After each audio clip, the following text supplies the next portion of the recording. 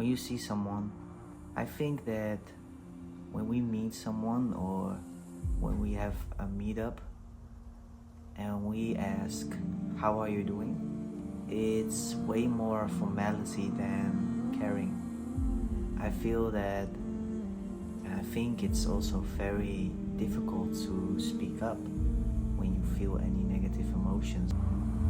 I think that often we were maybe silenced about our emotions way too often for us to express freely at an older age.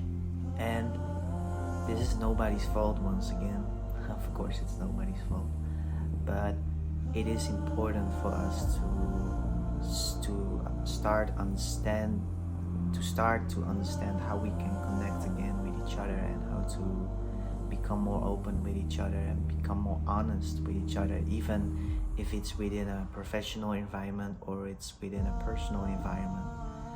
Because I think that in general it is very difficult to speak up about how you feel. A simple, hey, how are you? Hey, what's have been going on lately? Even with those questions, it's still very shallow what we are able to discuss in a social setting.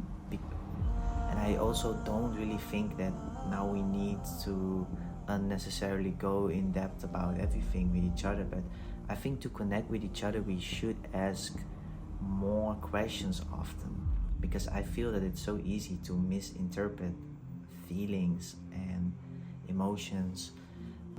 There has been a lot of times where I was not good at this when I was younger. I was not good at this. I had some friends that I have been with them a lot, and I never even realized how they really felt until after a while. So I think basically that asking questions is a very nice and safe way to open up conversations that go a little bit more deeper, because I do feel that sometimes the person with the biggest smile is the ones that carries the biggest baggage. And I think that sometimes if we ask each other more questions, there's also an opening of creating an environment to receive questions, to start receiving interests about your own inner world. And I often sometimes I am surprised what happens if I ask someone a question, someone that I totally thought was super stable and always smiling and always very happy. One time I had this story of happening of one of my closest friends that I really always felt was really handling everything very well and could really manage their emotions very good, and I always felt that I had a lot of deep conversations with that person, and I thought it was always going very well until one day I received a call of that person had doing an attempt to suicide, and after that he survived and was taken into a mental health clinic. And that was the moment I realized that things are not always what they seem. We need to keep on questioning people about what's going on in life when we care about them. But this is one of the most extreme cases. But one time I also had like one friend of me becoming father, and I was not really asking questions about the process and about what changed in his life and all that until I became a father myself.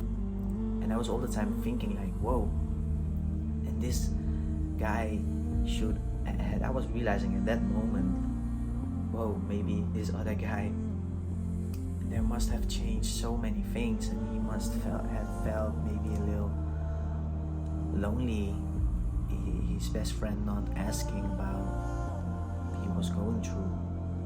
And yeah, of course, when you are friends and you are family, you forgive each other about that certain stuff. You cannot always stand. You cannot always be ready for everything and keep track of everyone. But I think this video is just like a small reminder of being conscious that if you see a colleague or if you see a friend that you're just like, hey man, yeah, how are you? Yeah, okay, I'm doing okay. That then it's important to pause and think like doing okay is not doing good. We need to try to sense as much as we can if something is going on before, because it might be that just little conversation can change a lot of things, and the power of a small conversation can be huge. And it's not difficult, so sometimes it can also it's not easy. It's not easy to do this. I think sometimes it can also be like on that moment like, oh okay, so it's going okay, but what do you think about this and this? Did this news on the television shocked you, or did you can ask also indirect questions to just create an environment of sharing and build up a conversation towards a point where the shield of our egos are worn off.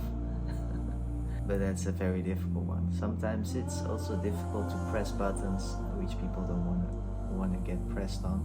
It's also not our task. It's just that sometimes I do feel some guilt. I feel as if we could sometimes be more honest with each other as people, because in this time when we are on social media and we are showing all our best sides and we are hiding all our troubles, we are isolating ourselves internally, and we are not being honest about what we are going through. Sometimes we are only showing our very nice meals, we are only showing sometimes our new achievements, we are showing off our branded clothes, and we are showing off our materialism, and I think that's also in our nature. I don't think that we need to change everything about that, but it's just a reminder that we need to sometimes check in on each other a little more further than, hey man, what's up? Okay, let's do this. Okay, just trying to break a little bit the shallowness and trying to care and look after each other and be kind. And it is very difficult because sometimes when stuff happens in the moment, we cannot always be perfect, and I don't really want to shame and blame myself or anyone. It's just like a reminder of looking around and see if you have someone in your surrounding that's feeling lonely, that you see is going into his or her own shell. And it's good to ask questions and be kind. I'm a big believer of that. I'm a big believer of connecting with each other can open a lot of new ways of healing and can open a lot of new opportunities to share things and learn things that we can never learn by just only talking and spreading. We also need to learn how to listen. For me, this was a very, very, very big. For me, that was something that I was lacking a lot of. In my past, it was for me very difficult to listen. I wanted always to speak and sing and show and be very dominant in a social environment. But yeah, with the last few years, I really started to learn how to listen better, and because if you listen, you receive. You cannot receive anything and learn anything if you're always talking. So Yeah, because we cannot connect with each other if we cannot connect with ourselves, but we cannot connect with ourselves if we cannot connect with each other. We need to aim for unity, whatever gender, religion, or background we have, whatever ethnicity. We need to aim for unity, and this is not something easy. So if you're feeling the way I feel, then I would welcome you on this journey and share with each other true culture and share with each other through